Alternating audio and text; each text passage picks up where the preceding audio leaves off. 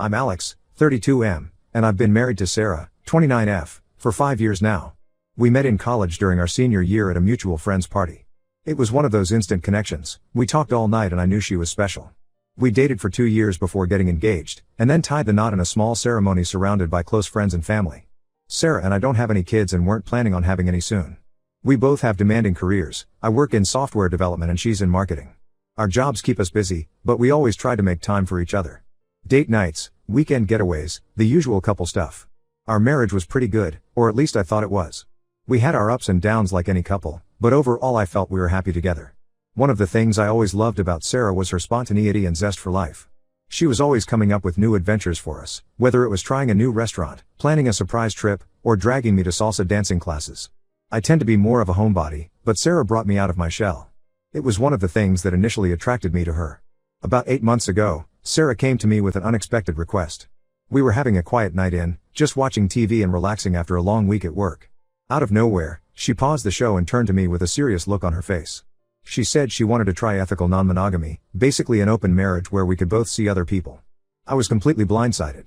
I had no idea she was even interested in something like that.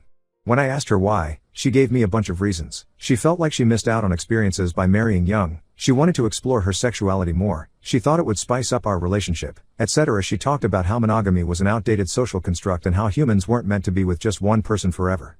I was devastated. I couldn't understand why I wasn't enough for her anymore. The thought of her being with other men made me feel sick. I told her absolutely not, that I wasn't comfortable with it at all. We'd always been monogamous and I had no desire to change that. Sarah seemed disappointed but dropped it for the time being. Over the next few weeks, Sarah kept bringing it up. She'd send me articles about the benefits of open relationships, tell me about friends who were trying it successfully, and kept insisting it would be good for us. I still wasn't convinced, but she was relentless. I started noticing changes in Sarah's behavior too. She was going out more with her friends, coming home later than usual. She became more secretive with her phone. I hate to admit it, but I started to get suspicious. Was she already seeing someone else? Had she cheated on me? I never found any concrete evidence, but the trust between us was eroding. Finally, after about a month of this, she gave me an ultimatum: either we try ethical non-monogamy or she wanted a divorce. I was shocked that she would threaten our entire marriage over this. I loved Sarah and couldn't imagine my life without her. We'd built a life together, our home, our friends, our routines. The thought of divorcing was terrifying. I spent days agonizing over the decision. I talked to my best friend Tom, 33M, about it. He thought I was crazy for even considering it, said Sarah was being selfish and manipulative. But he didn't understand how much I loved her and how scared I was of losing her. In the end, against my better judgment, I reluctantly agreed to give it a try. We set some ground rules: no bringing people to our home, getting regularly tested, being honest about our activities, etc. Sarah was thrilled when I agreed. She kept saying how much this would strengthen our relationship and bring us closer together. I wanted to believe her, but I had a sinking feeling in my gut. For the first couple months, Sarah dove right in. She was going on dates constantly, sometimes 3 to 4 nights a week. She'd come home late, sometimes not until the next morning. Meanwhile, I was struggling. I had no interest in seeing other women, but the loneliness was killing me. I'd sit at home, imagining Sarah with other men, driving myself crazy with jealousy and insecurity.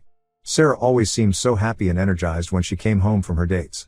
She'd try to tell me about them, thinking it was good to be open, but I couldn't bear to hear the details. I felt like I was dying inside but tried to put on a brave face. I didn't want Sarah to know how much this was tearing me apart. Things at work started to suffer. I couldn't concentrate, my performance was slipping. My boss noticed and asked if everything was okay at home. I lied and said everything was fine, not wanting to admit the truth. Eventually, my friend Tom convinced me I should try actually participating instead of just sitting at home. He said if Sarah was out having fun, I should too. He helped me set up some dating app profiles. To my surprise, I actually got quite a few matches. I went on a few casual dates but didn't click with anyone. It felt strange and wrong, like I was cheating on Sarah even though I had her permission. Then I met Becca, 28F. We matched on Tinder and decided to meet for coffee. From the moment we started talking, I felt a connection. She was smart, funny, and easy to talk to. We shared a lot of common interests. We both loved hiking, sci-fi movies, and trying new craft beers. We really hit it off and started seeing each other regularly. Being with Becca made me feel attractive and desired in a way I hadn't in a long time. The sex was incredible too. For the first time, I started to think maybe this open marriage thing wasn't so bad after all. I found myself looking forward to my dates with Becca, counting down the hours at work until I could see her again. That's when things took a turn. Sarah suddenly became much less enthusiastic about ethical non-monogamy. She started complaining that I was spending too much time with Becca. She'd get upset if I had plans with Becca on nights she was home. She even suggested we close the marriage again. I was stunned by her hypocrisy. She's the one who pushed for this in the first place. And now that I was finally enjoying it too, she wanted to take it away? I refused to end things with Becca. Sarah and I have been fighting constantly ever since. The truth is, I think I'm falling for Becca. She makes me feel loved and appreciated in a way Sarah hasn't in years. When I'm with Becca, I feel like I can truly be myself. There's no pressure, no walking on eggshells. Just easy, comfortable companionship. I'm starting to wonder if Sarah and I should just get divorced so I can be with Becca fully. But I'm torn. Sarah and I have built a life together and walking away from that isn't easy. We have history, shared memories, intertwined lives. Our families are close, we have the same friend group. Divorcing wouldn't just mean leaving Sarah, it would mean upending my entire life. I don't know what to do. Did I handle this all wrong from the beginning?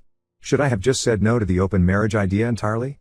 Am I the asshole for refusing to close our marriage now? Any advice would be greatly appreciated. I feel like I'm drowning and I don't know which way is up anymore.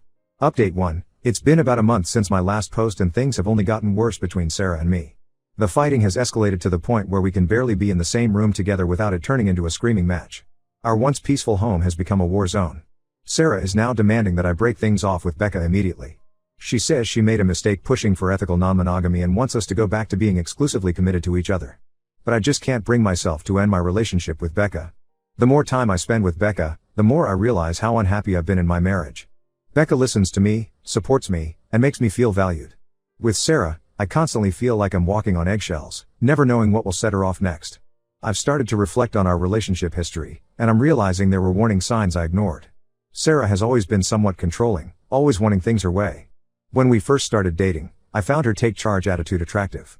But over time, it's become suffocating. She decided where we'd live, what car we'd buy, even what we'd do on weekends. I went along with it because I wanted to make her happy, but I've lost myself in the process. There was an incident a couple years ago that I'm now seeing in a new light. Sarah got a job offer in another city and just assumed I'd quit my job and move with her. When I expressed hesitation, she accused me of not supporting her career. We had a huge fight about it. In the end, she turned down the job, but she held it over my head for months, making me feel guilty for holding her back. Now I wonder if that was the beginning of her resentment towards our marriage. I tried suggesting couples counseling to Sarah, thinking maybe a professional could help us work through this mess. She refused, saying therapy is a waste of time and money. She's convinced that if I just cut off contact with Becca, everything will magically go back to normal. But I don't want things to go back to how they were before. I realize now that Sarah and I have had problems for a long time that we've both been ignoring. The open marriage experiment just brought them all to the surface. I've started seriously considering divorce. I know it won't be easy, but I'm beginning to think it's the only way forward. Sarah and I clearly want different things now. She wants monogamy again, while I've discovered that ethical non-monogamy actually works well for me. I spoke to a lawyer last week to get some preliminary advice on how a divorce might play out. Sarah found out somehow and completely lost it. She accused me of betraying her and threw me out of the house. I've been staying with my brother Eric, 35M, for the past few days. Eric has been a godsend during all of this. He's letting me crash on his couch, listening to me vent, and offering advice. Eric and Sarah never really got along. He always thought she was too controlling for me. Now he's saying I told you so, which isn't exactly helpful, but I know he means well. Eric thinks I'm crazy for even considering staying with Sarah after everything that's happened. He says she manipulated me into the open marriage, then tried to manipulate me back out of it when things didn't go her way. Part of me knows he's right, but another part still loves Sarah and grieves for the relationship we once had. Becca has been incredibly understanding and supportive through all of this. When I told her about the situation with Sarah, she offered to step back if that would help save my marriage. Her selflessness only reinforces my feelings for her. But I told her I didn't want to lose her. We're still seeing each other, though less frequently now that I'm staying at Eric's. I'm at a crossroads and I know I need to make a decision soon. Do I try to salvage things with Sarah? Or do I accept that our marriage has run its course and move on? The thought of starting over is terrifying, but staying in this miserable situation seems even worse. My parents called me yesterday after hearing about the separation from Sarah. They're worried about me and don't really understand what's going on. They keep asking if Sarah and I can't work things out. They adore Sarah and I think they're struggling to accept that our marriage might be over. I haven't told them about Becca yet, I'm not sure how they'd react. Work has become my only escape from all of this drama. I've been throwing myself into projects, staying late at the office just to avoid going back to Eric's empty apartment. My boss has noticed my increased productivity and hinted at a possible promotion. At least something in my life is going well. I miss my home. I miss my old life. But I don't know if I can go back to it, or if I even want to.